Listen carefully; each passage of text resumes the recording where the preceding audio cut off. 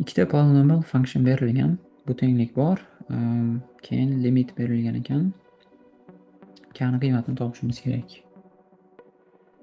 Qanday fikrlar bor?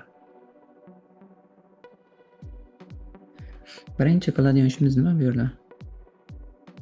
Polynomial degandan keyin darajalarni aniqlab olishimiz kerak, to'g'rimi? Nima bo'lishi mumkin fx bilan gx ni darajasi?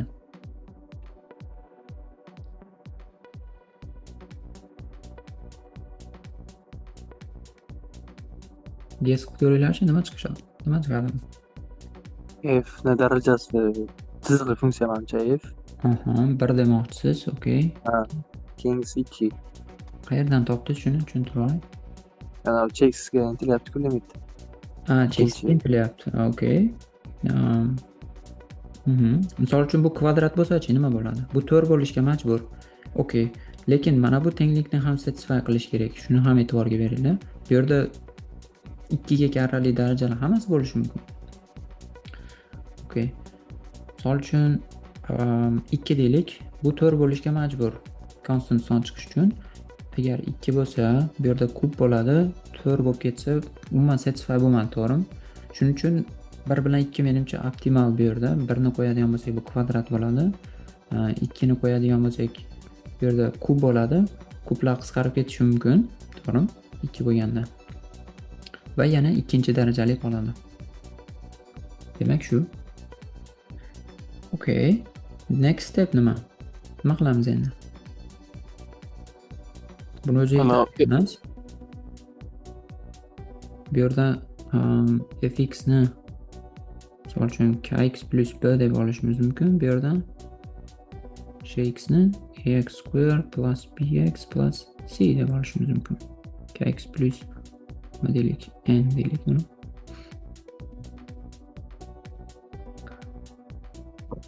Bir marta x ga 2 berib yuborsak.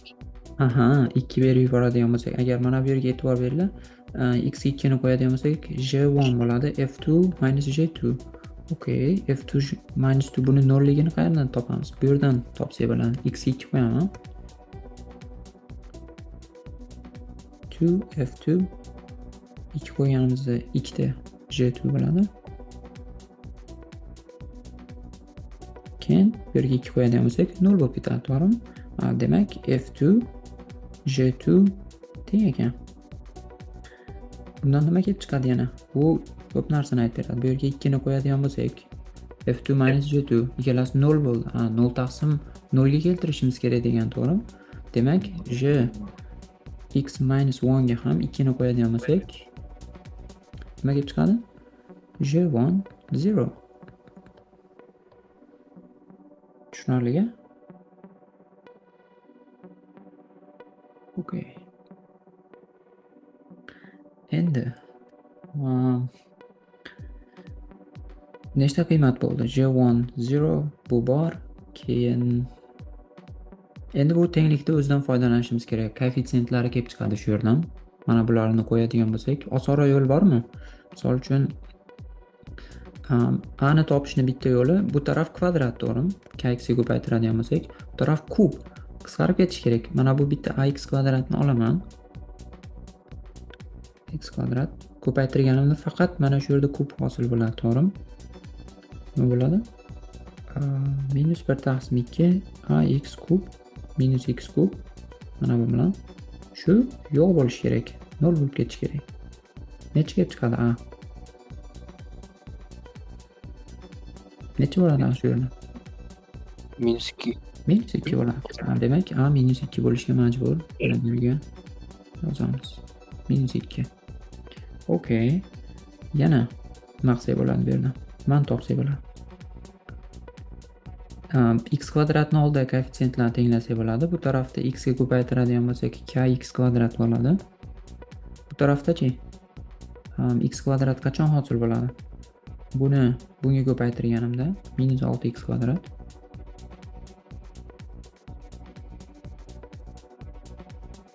Minus 6x kvadrat o'ng tarafda. Bu tarafda kx kvadrat. Okay. Yana bormi? Buni bunga ko'paytirganimizda. Okay, bx bilan buni ko'paytirsak, to'g'ri.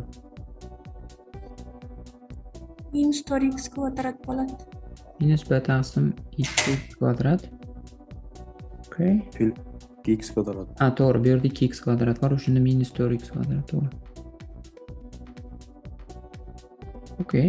Bu yerdan kelib chiqadi. Nima? B plus 8 minus 2 ga. Okay. Yana olsa bo'ladi. Jidagi konstant topish uchun x ga 0 qo'yib yuborsak, To'g'ri fikr, mana shu. Avvalgi kelmabdi. Mana bu yerga 0 ni qo'yadigan bo'lsak, j 0 kelib chiqadi.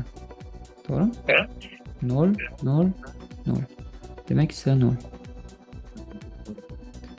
Okay. O'sha birga x o'rniga 1 qo'ysak, ham bitta molni kelib chiqadi. f1imiz kelib chiqadi. Shunda Yaxshi fikr bu ham.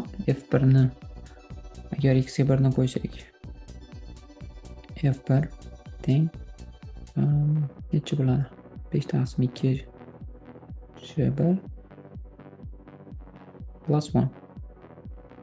Mana shumi? j1 0 deb beradi-yu. f1imiz 1 ga teng ekan demak. j1 0. Endi bu yerdan, chunki bu yerda topdik j1 0 ekanligini, f1 1. Okay. K plus n 1 ga teng. F2 J2 dan foydalanmadik hali.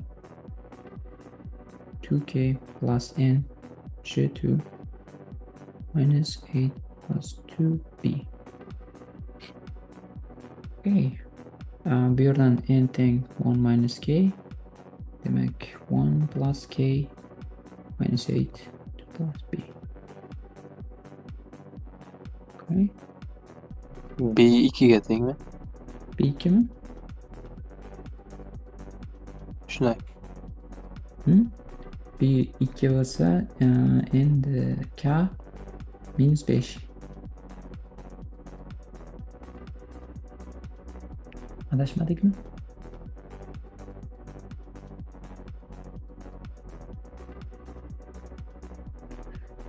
Okay, menimcha hammasini topdik. Fx minus 5x plus necha bo'ladi? Agar minus 5 ni bu yerga qo'yadigan bo'lsak, 6. Fx shu. Endi bu yerga olaylik. Jx nima? Jx minus 2x kvadrat. B ni qiymati nima chiqdi? 2. Mana shunga. Tushunarliga, bu yog'ini hisoblab qo'yaylik oxirigacha. Jx minus 1. Hosila bilan ishlaylik. Hosila bilan osonroq. Hosilasini olamiz. J prime 1 bo'ladi. Keyin bunga 2 ni qo'yganimizda hosila olib. Esa f prime 2 minus j prime 2 times. Buni darajasi necha? Qaranglar. Buni kvadrati 25, x kvadrat bo'ladi. Bunda minus 2x kvadrat. 4 bo'ladimi? Yo'q, minus 2. 25 bo'lingan 2. Shu k ga. Okay.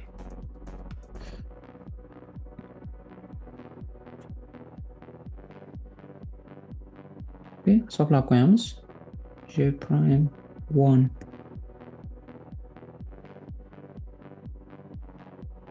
necha bo'ladi? Minus 4 plus bu minus 2 f prime birga yozib olishimiz kerak. Ikkisi ham kerak. Okay. Hisoblaymiz endi. Minus 2 bo'lingan minus 5 j prime 2 nechaga teng? Minus 8 minus 6 plus 6. Ko'paygan 25 bo'lingan 2. To'g'rimi? Okay.